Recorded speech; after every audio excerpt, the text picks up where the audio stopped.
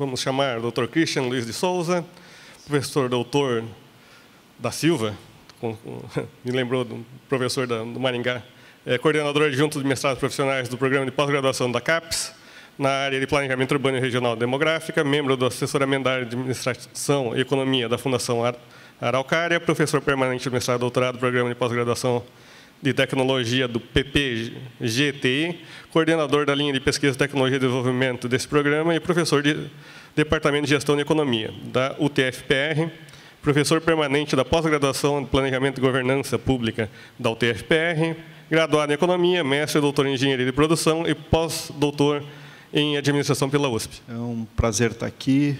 Quero agradecer à comissão pelo convite, né? O tema que nos traz aqui, e até estava comentando isso, há um encadeamento, né, muito bem pensado, digamos assim, pela organização do evento, mas o tema que nos traz é um tema relevante, né, pela própria questão institucional em que estamos hoje, da questão da implementação da Política Nacional de Resíduos Sólidos, mas também mais do que isso, muitas vezes nos preocupamos e ocupamos de tentar responder e dar conta a uma questão legal, institucional. Mas, mais importante do que isso, é resolver ou buscar alternativas efetivamente para que a gente possa minimizar e transformar um problema em uma solução. E é isso que a gente enxerga quando trata da discussão de resíduos sólidos. A maioria dos municípios o tratam como a forma de você dispor ou aonde você alocar, e essa é uma das discussões e um dos entraves, como foi bem colocado pelo palestrante anterior, da formalização dos consórcios intermunicipais, porque se enxerga muito os impactos ambientais e os danos causados a partir da disposição daquele resíduo. Só que o resíduo e a cadeia, ela é muito mais ampla do que a sua disposição. A disposição, em realidade, ela é o último estágio e o que deveríamos dedicar a menor parte dos nossos esforços. E hoje a gente inverte a cadeia. A gente começa pela disposição e depois a gente vem organizando a cadeia de trás para frente. É isso que a gente vem buscando trabalhar e estruturar alternativas para que a gente consiga entender a complexidade e qual o potencial de crescimento e de uso desta cadeia e o custo de oportunidade nela envolvida. É o que a gente chama em economia, justamente o custo de oportunidade, o quanto deixamos de ganhar ao não dedicarmos atenção a uma determinada situação e a um determinado uso. E o custo de oportunidade da cadeia de resíduos é muito grande. À medida em que a gente conseguir compreender efetivamente esse custo de oportunidade, a gente vai conseguir pensar a cadeia não da sua ponta do final para o início, não da disposição para a geração, mas a gente vai começar a pensar desde a sua geração, aí sim, até ao que sobrar à sua disposição e aos custos e externalidades nela envolvida. Então, nós temos o projeto que a gente trabalha na universidade, nossa universidade tecnológica, em que a gente busca justamente essa discussão de um modelo de otimização e racionalização da gestão de resíduos sólidos urbanos para o planejamento, melhor planejamento territorial e o desenvolvimento das regiões. E como fazer isso? Na verdade, é pensar e organizar as informações. É isso que a gente vai passar como principal mensagem hoje, né? Quando a gente fala em como implementar a gestão de um plano municipal, nós não vamos falar dos entraves, das dificuldades, de como formalizar um documento. Isso, em realidade, o preto no branco, talvez seja o mais fácil. O mais difícil é mudar comportamentos, é fazer com que aquele preto no branco, aquele documento, se transforme em uma outra realidade, uma nova forma de pensar para o município, para as pessoas e para toda a sociedade. E isso é uma mudança cultural, e essa mudança cultural, ela não se estabelece tão somente com um documento, mas a partir de um processo contínuo e que você efetivamente massifique a importância de enxergar essa cadeia de uma maneira integrada efetivamente e não segmentada, como muitas vezes ela vem sendo pensada. Então, mais do que um problema, na verdade, o que nós temos que entender é que a Política Nacional de Resíduos Sólidos, ela só veio oportunizar para que a gente pare de pensar nisso efetivamente como um problema, mas como algo necessário para que a gente reorganize as nossas estruturas, municípios, a nossa sociedade. Porque, senão, é efetivamente um problema e aí passa a ser algo em que a gente não vai conseguir se organizar. Então, essa discussão que a gente vai trazer. Bom, algumas informações gerais que são de conhecimento, mas que é importante sempre a gente ressaltar. 99%, quase 100%, tem serviço de manejo de resíduo, porque efetivamente é necessário, quer dizer, não tem como não ter minimamente algum serviço de manejo de resíduo. Só que quando a gente faz, novamente, o retrato, como é o caso da Pesquisa Nacional do Meio Ambiente, vejam que a preocupação, o enfoque principal, e é onde há a principal cobrança, efetivamente, da implementação da política nacional, é sobre a disposição. Por quê? Porque é sobre a disposição que ainda nós temos os grandes entraves. Quer dizer, parte do princípio que, se a gente se nós não nos preocupamos nem com o que nós dispomos, e se a gente não tem efetivamente ainda uma cultura de entender o que geramos e o que produzimos de resíduo, então nós temos que taxar lá pela ponta, ou seja, pela disposição. Por isso que a preocupação normalmente é com a disposição, como um resultado. E, na verdade, o grande problema é o processo e menos o resultado. Mas o próprio resultado nosso não é bom. Ou seja, o nosso resultado é que ainda a gente, nem essa disposição a gente faz bem. Mais de 50% ainda dispõe nos grandes lixões. E só 22% em aterros controlados e 27% em aterros sanitários.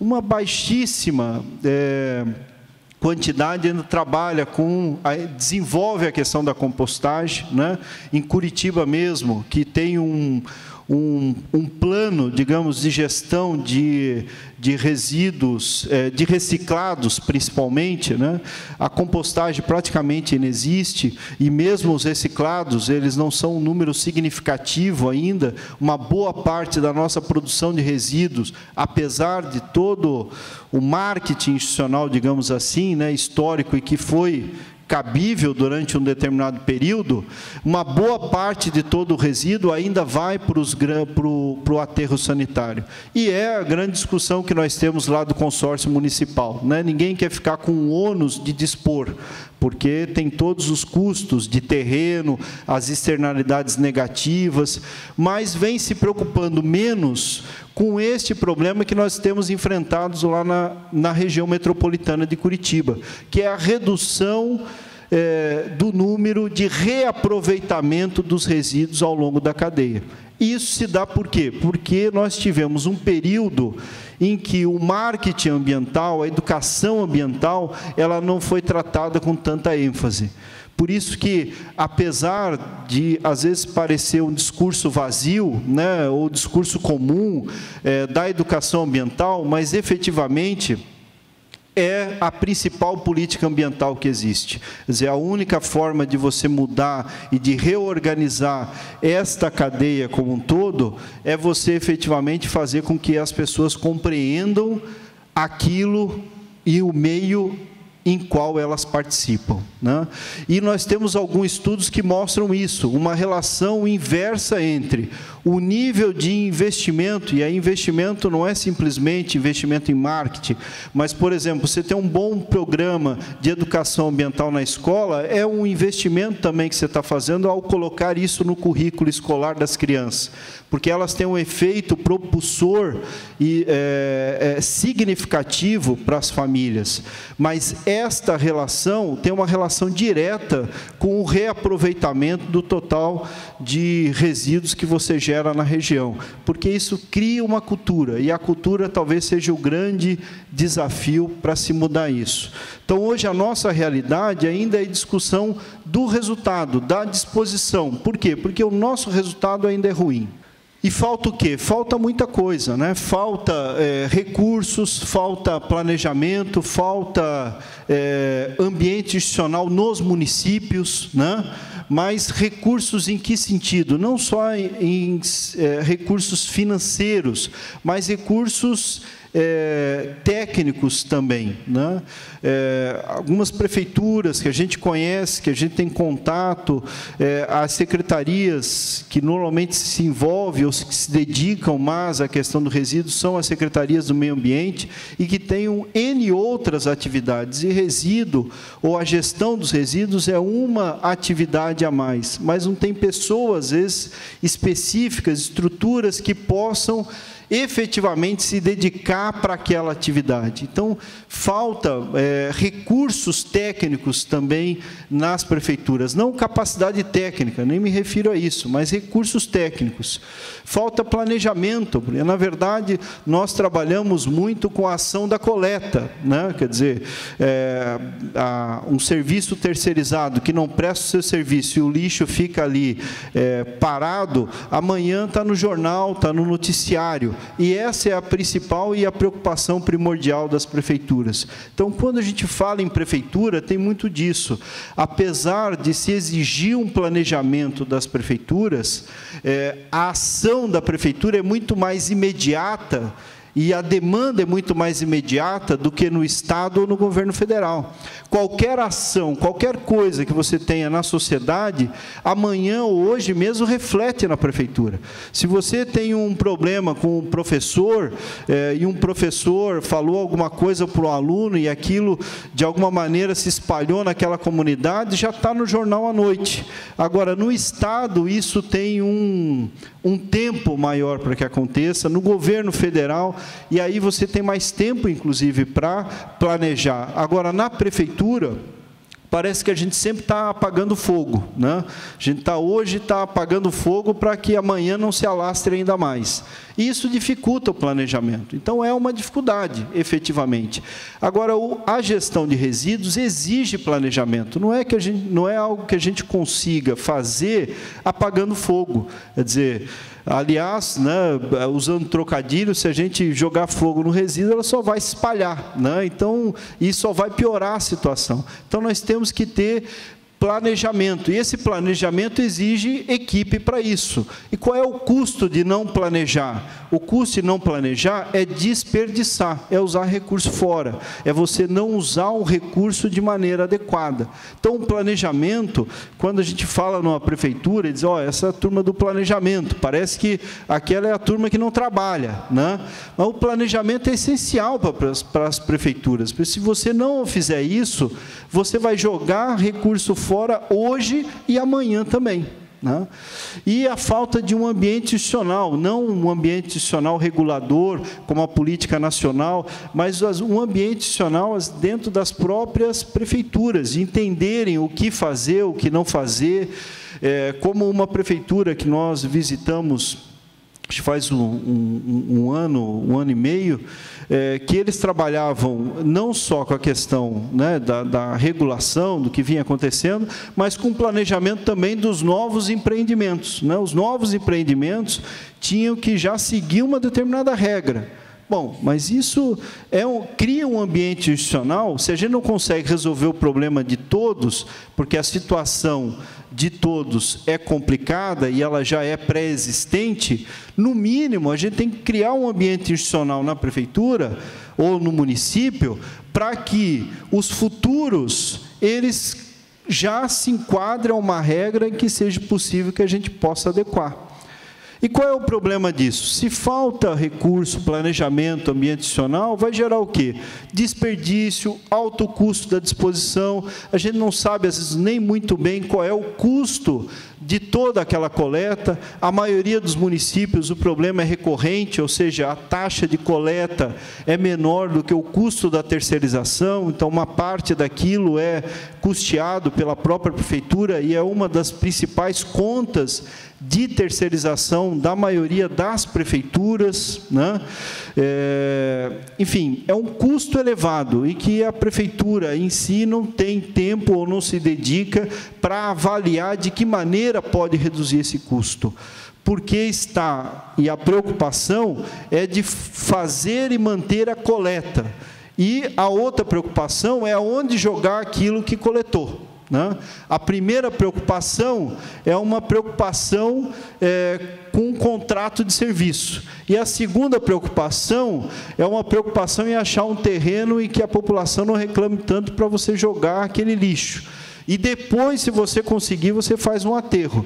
Quer dizer, é isso que a Política Nacional dos Resíduos, na verdade, ela que não foi construída da noite para o dia, ela teve mais de uma década aí de estruturação, que ela vem nos dizer, ó, não podemos mais tratar isso desta maneira.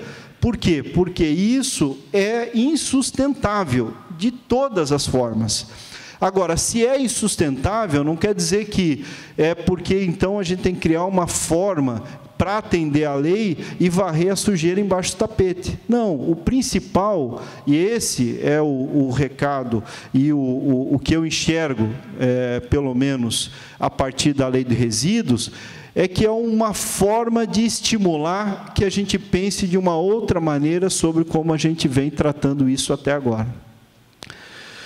Então, a falta de recursos, a falta de planejamento, a falta de regulação e social no setor gera vários problemas dentro desse sistema. Os problemas são recorrentes e nós conhecemos, né? Toda prefeitura sabe a dificuldade de lidar com isso. A questão é como dar o passo adiante, como resolver isso, como tentar minimizar isso, né? Primeiro é entender isso, que não temos que criar subterfúgios para atender à lei. Na verdade, o que a gente tem que criar é uma estrutura para que efetivamente consiga reorganizar a gestão de resíduos sólidos nos municípios à luz daquilo que foi definido a lei. Ou seja, não é para atender a legislação ela existe para que possa nos dar um suporte, uma orientação e nos dar limites, mas as ações, elas são estratégicas de cada município.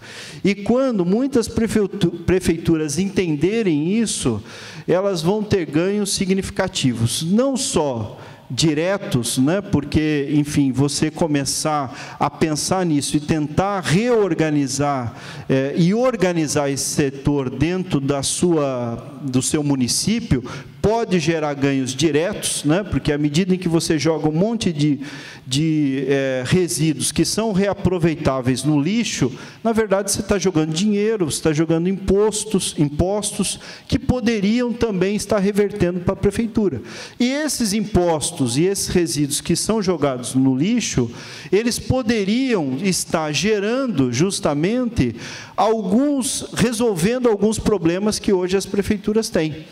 Mas, ao se tratar disso, a gente trata sempre com uma visão mais assistencialista do que econômica. Então, por exemplo, como que as prefeituras normalmente enxergam e que mecanismos utilizam? As cooperativas, os catadores, mas como tratam com isso? Tratam de uma forma assistencialista, né? De tentar ajudar a organizar, mas não como um elemento importante de reorganização da cadeia dentro do próprio município e que pode gerar, sim, ganhos econômicos. Quer dizer, se isso não for bem compreendido, dificilmente a gente vai conseguir ter um resultado diferente depois, mesmo que tenhamos todos os planos municipais de resíduos feitos no país inteiro, nós não vamos ter um resultado diferente daquele que tínhamos antes da Política Nacional de Resíduos. Por quê? Porque se for para fazer bons documentos e bons papéis, a gente já tem uma experiência histórica com os planos diretores, que foram em muitos municípios, foram demandados e feitos, mas não incorporados como elemento estratégico também dos municípios. Então, vai ser mais entre aspas, um plano diretor aí que não vai trazer um resultado efetivo e uma oportunidade de desenvolvimento do município. Os instrumentos, a política traz vários instrumentos, que não são simples, né?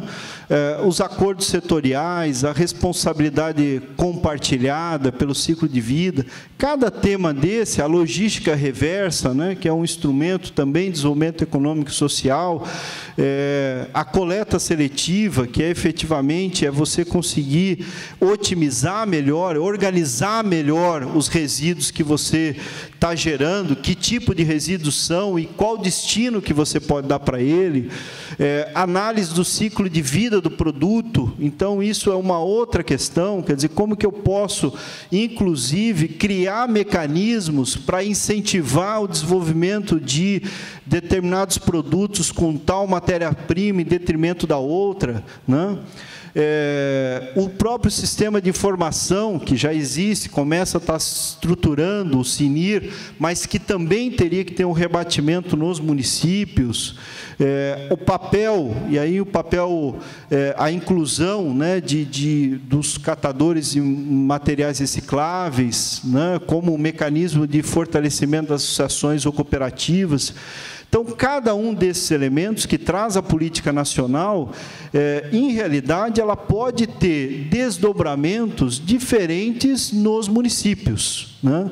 Quer dizer, os catadores, se você fortalecê-los como uma forma de associação, e a preocupação é a associação, os catadores, você dar emprego para quem não tem emprego em outra atividade, bom, isso também não vai resultar e não vai sustentar durante muito tempo, porque a dificuldade deles e a capacidade de barganha deles é muito pequena. A gente trabalha com algumas associações de catadores lá em Curitiba, a gente vê isso. A dificuldade que eles têm de conseguir se manter, se organizar, é muito grande, porque, enfim, há a cadeia ela é muito mais organizada do que isso. Então, chega alguém que oferece 1 centavo a mais por 1 quilo de plástico, a pessoa que está na cooperativa, ela sai e vende a sua quantidade e não quer nem saber da cooperativa. Então, o fortalecimento institucional, ele é importante para que você consiga efetivamente criar aquilo como uma alternativa. Como você faz isso? Ajudando a organizar aquela cadeia. Esse é um papel que o setor público, as prefeituras devem ter. É um papel muito mais de organizador do que, efetivamente, de promotor de fazer aquilo, né? E como que ela organiza? Ela pode organizar de várias formas. Por exemplo, se ela pode instituir alguns benefícios fiscais, como a gente vai comentar na sequência, mecanismos de ganhos para aqueles em que trabalharem com um percentual, usarem menos recursos naturais e mais recursos reciclados, se utilizarem recursos de determinado tipo de associação, ela pode ter um benefício, porque aquilo traz um ganho socioambiental. Enfim, você tem mecanismos que, no Brasil, a gente tem alguns engessamentos, mas que ainda são possíveis de se trabalhar e de se fazer, e de se criar alternativas para que, com esses instrumentos, o próprio mercado enxergue aquilo como uma alternativa, né? E a mesma coisa, a própria logística reversa, ela não vai funcionar se for simplesmente deixar o mercado, né, ajustar. Porque aquele que produz algo e que tem que dar conta daquele resíduo, ele vai ser punido e ele vai lidar com aquela determinada situação até o seu limite, até o limite em que ele for sofrer um processo fiscalizatório e houver uma punição. Mas se você criar mecanismos de incentivar essa política reversa e organizar essa cadeia dentro do município, isso vai ser muito mais efetivo do que uma política de comando e controle, que a gente chama dentro dos instrumentos de política ambiental.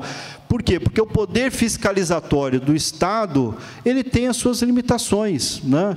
Quer dizer, o município, ele não tem tantos fiscais assim para poder ficar verificando todos os problemas que existem no município. Mas se ele cria uma forma de incentivar esses mecanismos de mercado, ele passa a jogar para a própria sociedade, para as empresas, o processo decisório.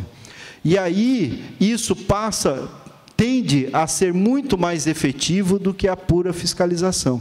Então, todos esses mecanismos, eles podem ter instrumentos de pensar uma maneira de implementação e de inclusão dentro do município. Quais são os instrumentos do município? Como que o município pode pensar isso? O município tem duas formas de pensar sempre, né? Ou é pela receita ou pela despesa, né? Então, ou ele pensa uma forma, ou ambiente institucional e fiscalizatório. Então, são três. Ou ele pensa uma forma de organizar esse ambiente fiscalizatório, e aí ele vai ter que fiscalizar isso, ou criar algum mecanismo em que, por meio da receita, ele consiga organizar e incentivar, ou, por meio da despesa, ele também criar mecanismos como já existem, né? Se a empresa, por exemplo, ela tem uma logística reversa, ela pode ter... você pode criar critérios qualitativos, às vezes, em alguns processos licitatórios, apesar das controvérsias que existem, né? Mas você tem como criar mecanismos para aplicar isso. E o que nos motiva a pensar no tamanho do potencial disso são alguns estudos, né? Aí só 2 estudos, por exemplo, que mostram o total de produção e reaproveitamento de resíduos, né? No Brasil, vocês vejam ali no primeiro estudo, mostra que só 1,4% efetivamente é reciclado, enquanto nos países, na China, União Europeia, Estados Unidos, isso varia de 30% a 34%. Por que os reciclados é importante? Porque são materiais reaproveitáveis, né? E tem um outro estudo do IPEA, por exemplo, que fez um estudo de quanto valia uma boa parte desses recursos que são gerados, que mostrava lá que a maior parte dos benefícios econômicos gerados, eles estão relacionados ao plástico, é a nossa principal produção, né, digamos, de reciclado, plástico e alumínio. E o plástico, por exemplo, só o plástico dos 8 bilhões ano, 5.800 é de plástico. Ou seja, o que é esses 8 bilhões? É um benefício potencial que a gente poderia estar reutilizando e que não estamos. E que, normalmente, ainda, além da gente não aproveitar, a gente paga por ter jogado fora. Essa é a inversão. É entender que a gente está perdendo 2 vezes. Nós estamos perdendo porque deixamos de ganhar e estamos perdendo porque a gente tem que pagar para dispor. E esse pagamento pela disposição, ele é cada vez mais elevado. Por quê? Porque cada vez mais o custo da terra é elevado. E o impacto que a externalidade negativa daquela terra também é cada vez maior. Então, o potencial que se tem para reaproveitamento e a necessidade disso é muito grande. E é isso que a gente está reforçando. O que nós temos que entender é que nós não estamos, a Política Nacional de Resíduos, ou tratar com resíduos, não é uma questão porque somente, também, mas não é porque é somente uma questão socioambiental. é uma questão econômica e que efetivamente nós estamos desperdiçando, deixando de ganhar em cima daquilo, né? Então, os municípios também deixam de ganhar, porque eles deixam de ganhar os tributos, eles deixam de ganhar pela movimentação da atividade econômica, eles têm que resolver os problemas depois, quando as pessoas não conseguem manter os seus empregos, quando não conseguem ter renda, e assim por diante.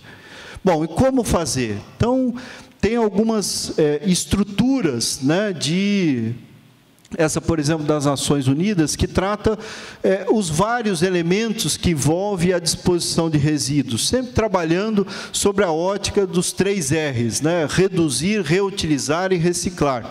Por isso que a questão da educação ambiental ela é importante, ela trabalha na questão do reduzir, na importância da reciclagem e também nas possibilidades de reutilização. E cada uma dessas tem mecanismos diferentes de se trabalhar. Então, esse slide, por exemplo, ele mostra que quando a gente está trabalhando com a disposição final, a gente ainda trabalha lá na questão de que essa disposição ela tem que ser adequada. Mas até chegar aqui, nós temos todo esse processo. Nós temos o consumo, a produção, o consumo, o descarte. Esse descarte, ele pode ainda sofrer um tratamento e ser reciclado e voltar aqui para o processo, voltar para a produção ou voltar para o consumo, né?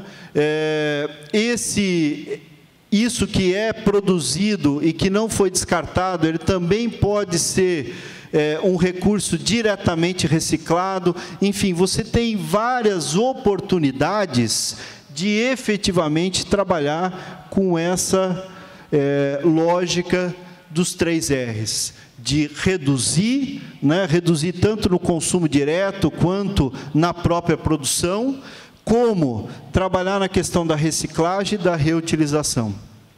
Numa das indústrias, por exemplo, que a gente estudou, enfim, bastante, que é a indústria de papel, um dos sistemas que hoje já é amplamente implementado é o sistema do circuito fechado da água, né? Que hoje toda empresa ela vê que aquilo só traz um ganho direto para ela. Só que por que foi implementado só hoje? Porque não se tinha, era muito barato o recurso e muito fácil você pegar a água e despejar de volta. Então, você não se preocupava em reutilizar. Então, quando a gente fala aqui em redução, é isso. São oportunidades de redução efetiva que você tem ainda no processo produtivo, mas que não são aplicadas. E esses processos produtivos, eles podem ser também incentivados. Nós temos várias políticas ambientais em outros países, mas algumas no Brasil também, que incentivam a mudança de um padrão de comportamento e do processo produtivo. E essas políticas, elas são inteligentes, né? Por quê? Porque você incentiva ele a reduzir, partindo do princípio que, à medida em que ele reduzir, ele também vai demandar menos. E aí nós não temos grandes problemas e pressões de oferta desses recursos, como muitas vezes a gente tem hoje. E estamos aí vivenciando as crises ambientais, né, da energia, da água, e que vão ser recorrentes. Por quê? Porque também falta planejamento. Falta também uma ação preventiva de dizer, olha, vamos tentar otimizar isso. Se a gente não tiver essas ações, elas não vão mudar o comportamento do sistema. Ele precisa ser cutucado, né? Ele precisa ser incentivado a uma mudança. E esse é um papel do setor público também. No próprio consumo direto, né, a forma, o consumo, e aí entra muita educação ambiental, de compreender o que está sendo gerado. Então, esses 3 R's, eles podem ser reutilizados em todo o sistema. E, novamente, o que a gente às vezes se preocupa é com isso aqui, mas tantas políticas podem ser feitas antes disso e que reduziriam muito o nosso problema lá na ponta. A geração, né? Então você pode ter os 3 R's na questão residencial, na indústria e comércio, nos serviços hospitalares, né? Isso impacta não só na coleta, quanto eu vou coletar, porque vocês sabem, a taxa, a coleta, ela se dá em função também da quantidade de resíduos que eu coleto, né? Mas do processo daí de como eu vou reaproveitar isso. A coleta, a segregação, a reciclagem, a troca de resíduo, o descarte, tudo isso eu posso ou reutilizar como recurso, ou eu posso ainda tratar e recuperar. E só o que sobrar disso é que vai para o aterro sanitário para incineração. Então, é outra ótica, é enxergar pelos geradores de resíduos, né? Aqui começa a história, e não aqui, né? Então, todo o trabalho, ele tem que ser feito, por isso a educação ambiental ela é importante, ela é transversal e ela tem que ser contínua.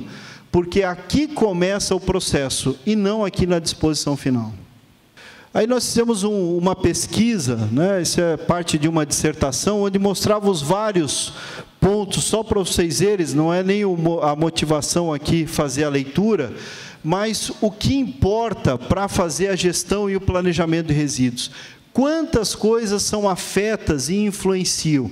Cada uma dessas variáveis, elas geram uma estratégia diferenciada, e elas têm uma inter-relação entre elas. Então, a reciclagem, né, é uma variável presente diretamente na etapa da gestão, assim como a coleta, como o acondicionamento, mas a quantidade, a geração de resíduo, a existência ou não de logística reversa, o tipo de disposição, se é no aterro sanitário, lixão, o custo, né? Quer dizer, tudo isso afeta diretamente o processo de planejamento e gestão. E aqui é um modelo mais amplo desse processo. Também não vamos detalhar. Bom, mas como fazer isso? Então, é isso que a gente quer se concentrar um pouco mais nesses poucos minutos. Então, basicamente, entender essa relação, né? O que a gente quer, a implementação de qualquer plano, ela envolve sempre esses três elementos. Entender o passado, sem entender o passado, a gente não consegue saber aonde estamos e nem para onde a gente quer ir. Por isso que no primeiro slide lá já coloquei isso, que um dos pontos fundamentais é a questão do planejamento. Por isso que é um plano, né? É um plano municipal, porque exige planejamento. Então, a primeira questão é entender o passado, como isso tem sido feito, e coletar dados sobre os resíduos sólidos e estender o sistema de gestão. Isso parece óbvio, mas não é. A maioria dos municípios não tem clareza de quanto gera de resíduo, quais são os resíduos gerados, qual a composição graveométrica, como que se dá essa organização, mas o que eles têm é como se dá a coleta, os horários de coleta e aonde é disposto. Isso é uma pequena parte da cadeia. Este passado, entender o passado e como vem feito, é entender que resíduos geramos, o que produzimos, para que a gente possa saber também de que maneira que a gente pode aproveitar, reorganizar e repensar esse processo. O presente é o que a gente dispõe. Quais são as nossas políticas relacionadas a esse tipo de processo? Que instituições estão envolvidas? Quais mecanismos hoje nós temos de financiamento para isso? Qual o tipo de tecnologia nós temos à disposição? Qual é o tipo de que forma há uma participação da sociedade dentro desse processo?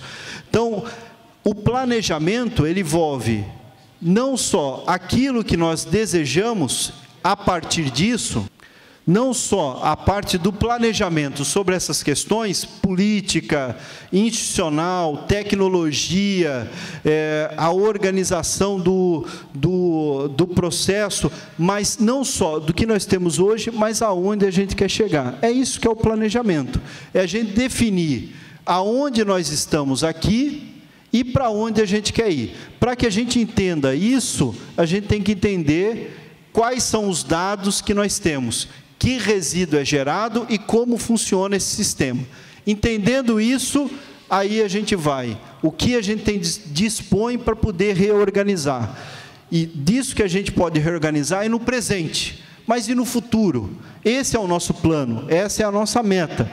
Então, para esse plano e para essa meta, tem várias coisas que são possíveis. A gente pode, por exemplo, colocar no planejamento que a gente quer chegar no nível de 30% de resíduos reutilizáveis e de aumentar com isso a arrecadação com a geração de renda a partir dessa reutilização do resíduo. Isso é um planejamento. Agora, que obstáculos tem para isso? Bom, tem desde obstáculos culturais, de fazer a população efetivamente entender, não só a população, né, mas quando a gente fala população, os diversos setores entenderem isso, como também da organização da própria cadeia. Mas o plano ele tem que existir, né? Então, o que a gente vai trazer é isso, como para cada um desses itens, a gente pode estruturar um processo de planejamento e de pensar no presente. Então, primeiro, as leis, a política, que são as regras do jogo, as leis e os atos públicos, né? Quais são as leis ambientais existentes, de gerenciamento, as leis e atos de reciclagem e reuso dos recursos, os atos de ar limpo, né? Relativo à incineração e gases em aterros, os atos de serviços, as regulações sobre produção e consumo. Quer dizer, aqui nós temos que entender o que nós temos e, depois disso, em um processo de planejamento, o que a gente gostaria de ter.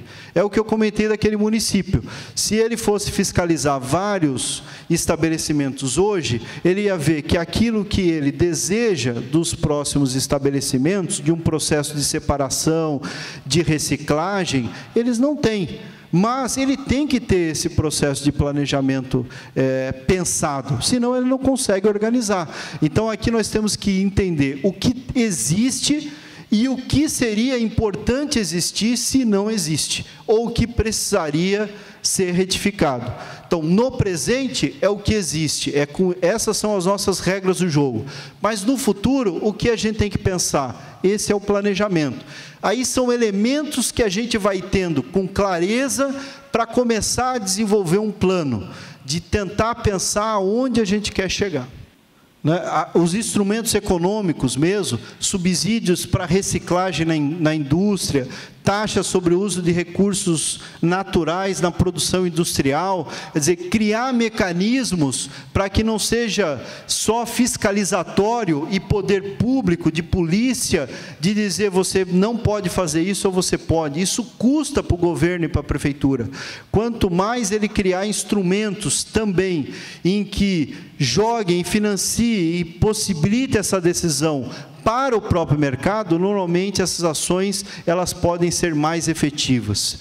E o enforcement, né, que é a capacidade de fazer cumprir essas regras, né, que essa é uma questão importante também, é mais profunda, digamos assim, mais importante. Quais são as instituições, né? Na parte da coleta, do transporte, do tratamento, da disposição, reciclagem, quem atua em cada etapa? Quem é o regulador? Qual o papel do governo nacional, local, do setor privado, dentro de cada etapa? O governo nacional participa de alguma etapa, o setor privado. Por que isso? Para entender como funciona. É aquilo que eu comentei, entender o passado, para que a gente possa também dizer, bom, mas como a gente pode mudar isso? E os mecanismos de financiamento, né? Nós podemos ter aí o uso de cargas tributárias, penalidades, multas e taxas, as ações, né, os bondes ambientais, algumas coisas que a gente tem que trabalhar também institucionalmente no Brasil, que a gente ainda não tem, mas que é possível ter, e a gente tem que pensar a partir disso, os fundos ambientais, os próprios empréstimos diretos, né? Essa parte do mecanismo é para que a gente reflita também no sentido de que a gente sempre pensa, bom, é mais uma obrigação do município, e o município tem que dar conta e ele tem que autofinanciar tudo isso. Não, existem mecanismos para que o município busque alternativas para isso. A própria parceria público-privada, como foi bem colocado pelo palestrante anterior, é uma das principais tendências nesse processo de resíduos sólidos, assim como os consórcios intermunicipais. Só que isso, feito a despeito de um planejamento, acaba sendo mais um tipo de contrato sem uma grande efetividade. Então, ela tem que estar integrada dentro de um processo de planejamento. E o orçamento anual é um desses elementos. né? Então, não tem que depender só do orçamento anual, tem que buscar. Só que, para isso, volta aquilo que a gente comentou. Muitos municípios não têm recursos técnicos para dedicar tempo para buscar esses recursos e essas alternativas. E acabam subsistindo as suas ações só do orçamento anual, que não é mais suficiente, em muitos municípios, para dar conta de todas as demandas e funções sociais. Mas existe uma série de mecanismos que podem ser pensados. A própria tecnologia, em cada etapa dessa, e separado entre resíduos municipais, industriais, os próprios resíduos hospitalares, você tem tecnologias diferenciadas, seja para coleta, criação de estação de transbordo, o próprio transporte, a forma do transporte, a organização desse processo, a logística desse transporte, o tipo de tratamento que eu vou dar, da reutilização, da reciclagem, da própria questão do reaproveitamento, como é o caso da energia, a disposição final como um elemento e a reciclagem e o reuso como uma etapa importante também dessa questão tecnológica. Então, cada um desses elementos são elementos em que a gente tem que se debruçar e entender o que acontece no município, o que poderia acontecer e de que maneira que a gente pode viabilizar isso, né? E a participação da sociedade, quais são os principais atores, as medidas para incrementar, né, a participação dos novos atores. Muitas prefeituras, elas têm, inclusive, medo desse aumento da participação popular. Mas, em realidade, se a gente for pensar na participação como um processo de governança pública, e o que é um processo de governança pública? É de amadurecimento do processo democrático e de transformar todos os atores em parceiros naquele processo de decisão. Para isso, exige um processo de consolidação da democracia.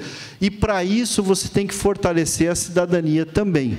Então, à medida em que as prefeituras entenderem e os governos, que o processo de fortalecimento da democracia pode, inclusive, tirar a pressão que hoje existe nos governos, porque todo mundo pressiona o governo de todos os lados, né? Mas o governo tem que dar solução para tudo, as prefeituras têm que dar solução para tudo, mas bate na porta todos os instrumentos, a sociedade, o Ministério Público, os sindicatos, né? Todo mundo está lá demandando alguma coisa. Quando se inverter isso e entender, olha, o cidadão ele não é mais o cliente, como era na administração pública gerencial antigamente. Hoje você tem que entender o cidadão como parte daquele processo. E ele tem que também ajudar nesse processo decisório. Se a gente não está conseguindo alcançar níveis de reutilização desses recursos, isso não é um problema só do município, é algo que tem que ser amadurecido também na sociedade. E se você não jogar a responsabilidade, é como um filho. Se você der tudo para ele, ele nunca vai aprender a lidar com aquilo. Você tem que dar a responsabilidade também. Não é a cultura só dos direitos, né? É isso que a gente tem que desenvolver. O cidadão também tem deveres, né? E esses deveres estão diretamente relacionados à implementação da Política Nacional de Resíduos também. Nós temos que entender isso. O que nós temos, em termos de política, instituição, mecanismos, tecnologia, participação da sociedade, para já termos uma ação hoje, o que a gente pode modificar no curto prazo, para já melhorar isso, porque a situação na maioria dos municípios não é boa, como a gente viu no início, nem fazer a disposição direita a gente faz, né? Quanto mais a gestão efetivamente da cadeia. Então, qualquer coisa que a gente faça, seguramente já vai ser melhor do que é feito hoje na maioria dos municípios. Então, como a gente lida com isso e o que desejamos, que é o plano. Quer dizer, isso aqui vai ter uma meta, um objetivo. E aí, como qualquer plano, tem os riscos. Que riscos a gente tem de conseguir isso? Mas quanto a gente vai ganhar? Quanto custa isso? E quanto a gente vai perder se não tentar? Isso é um planejamento, é análise de viabilidade. A gente tem que ter claro onde a gente quer chegar, quais são os riscos disso, mas o que a gente pode ganhar ou perder se cumprir ou não com aquilo que for planejado. Ao mesmo tempo, se a gente não fizer nada hoje, a gente vai continuar se perguntando quanto a gente perde hoje por não dar a devida importância e tratar isso como um problema. Qual é o potencial não aproveitado? E por que a gente não aproveita? Então, a gente tem que sair dessas perguntas. A gente tem que sair disso aqui e pensar nisso como oportunidade, como uma forma, efetivamente, de se ampliar e reorganizar essa cadeia como um todo. Então, aí o conteúdo, só coloquei, mas não vou citar o que tem que ter, envolve muito disso tudo que a gente já falou, né, numa política, mas, em linhas gerais, o principal argumento é esse. Primeiro, entender o passado, né, estruturar os dados, qual estratégia adotar hoje, o que é possível, qual é o futuro, o que a gente pode maximizar, e, a partir disso, a gente ter continuamente ações que são transversais, que independem do planejamento que nós vamos ter. E uma dessas ações é, efetivamente, a educação ambiental. Ela é a mais efetiva das políticas públicas, mas ela não é de governo, é uma política de Estado, e ela tem que ser continuada, desde as escolas até a publicidade, a institucionalização e a formalização em todos os ambientes que nós temos. E ter um novo olhar, envolver, educar, criar uma cultura e, ao mesmo tempo, organizar as informações e geri-las, né? Priorizar ações conjuntas e consórcios, mas, como, novamente, o palestrante anterior comentou, enxergar isso para viabilizar com uma lógica de ganha-ganha, e não um ganha mais do que o outro ganha e um perde, porque esta lógica, ela não se sustenta. Se a gente não entender que os consórcios, eles têm que ser para que todos ganhem, e que essa organização seja positiva para todos, nós vamos estar discutindo só em quem vai perder com o terreno que a gente vai jogar um monte de lixo lá, né? E aí fica essa discussão, ninguém quer, porque ninguém quer ter perder parte do terreno que poderia estar gerando IPTU, papapá, com efetivamente uma disposição de resíduos. Então, isso tem que mudar, né? Essa mudança é uma mudança de comportamento, e essa é uma ação que cada vez mais bate a nossa porta nas prefeituras, que é uma mudança de comportamento do foco de gestão.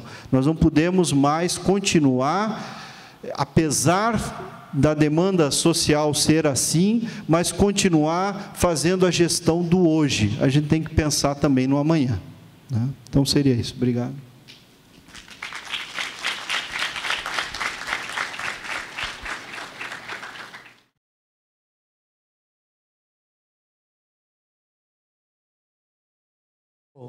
Professor, seguinte, lá no início da sua palestra, o senhor falou na questão vou tentar agrupar todos eles, em compostagem, a reciclagem e a incineração. Tá? A compostagem, por exemplo, eu vou tomar como exemplo Blumenau. Blumenau tem uma pequena parcela da sua população que usa a terra como para a agricultura. E a grande geração do lixo está na área urbana. Onde vamos colocar o produto oriundo da compostagem? A questão da incineração. Qual é o modelo? Geração de energia ou simplesmente incinerar por incinerar?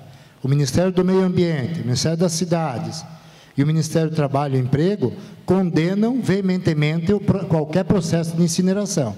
Eu vejo o nosso projeto da Anvi, em Blumenau, e os outros 3 municípios, até citados pelo professor Marcos antes, que impera nessa questão. Tem um excelente projeto, e não é de incineração. Todos esses ministérios viram o projeto, elogiaram, disseram que é excelente, mas nos seminários que nós promovemos em Blumenau, e a região ali, para tratar disso, se não me engano, o Godrin, do Ministério das Cidades, disse, olha, se para você implantar um aterro e implantar uma usina de biometanização, o custo for o mesmo, o governo financia a usina, pode escolher. Ninguém aqui precisa fazer cálculo para saber que não vai ser possível fazer isso, né? Então, de onde que virão esses recursos? Tá? A questão da logística reversa, os acordos setoriais. Em 2013, nós fizemos um pedido para o Ministério do Meio Ambiente e o Ministério da Cidade sobre os acordos setoriais. Até hoje não recebemos resposta. Agora, dia 12 do mês passado, saiu no Diário Oficial o acordo setorial das lâmpadas, mas que, por sinal, deixaram fora as incandescentes, que já tem a vida, o ciclo de vida dela já programado, mas e até lá. Então, já que eu não posso fazer as 5 para discutir uma a uma, tentar fazer todas em uma só. Ok? Bom, vamos tentar responder à medida do possível, né? Tem muitos que são dúvidas e que a gente tem também, né? A questão da compostagem, né? Claro, você tem áreas urbanas, mas você também tem na região, né, na grande região, áreas rurais, né, que não são em Blumenau. Quer dizer, essa discussão, essa forma, mas é um custo marginal, isso tem que se avaliar, né? Qual é o custo maior? É de você fazer a compostagem e tentar comercializar de alguma maneira, ou você colocar no aterro? Os dois têm custos. Então, você tem que avaliar também o que te dá um custo menor, né? A compostagem, na verdade, ela é mais eficiente no pequeno varejo, né, do que no município como um todo, mas que você pode, de alguma maneira, incentivar isso. A questão dos reciclados, eu concordo com você, hoje nós somos muito ineficientes, e essa foi uma opção de governo e está na política nacional, né? As associações de catadores, elas são muito desorganizadas, como eu comentei, o custo de oportunidade delas é muito baixo, quer dizer, se vem alguém e oferece alguma coisa, a cooperativa ela já deixa de existir. Algumas cooperativas que a gente trabalha, que acompanha mais de perto lá em Curitiba, cada semana que você vai é um pessoal diferente, né? Então não existe uma cultura de cooperativismo nesse sentido, existe uma associação por um interesse de curto prazo, né? De alguma maneira a gente tem que trabalhar isso, né? E como? Bom, você pode trabalhar tentando organizar e institucionalizar melhor essas cooperativas, né? Tentando fazer alguns vínculos, alguns acordos com o próprio governo federal, dando algum incentivo para uma indústria, só que também não é muito fácil, isso eu concordo.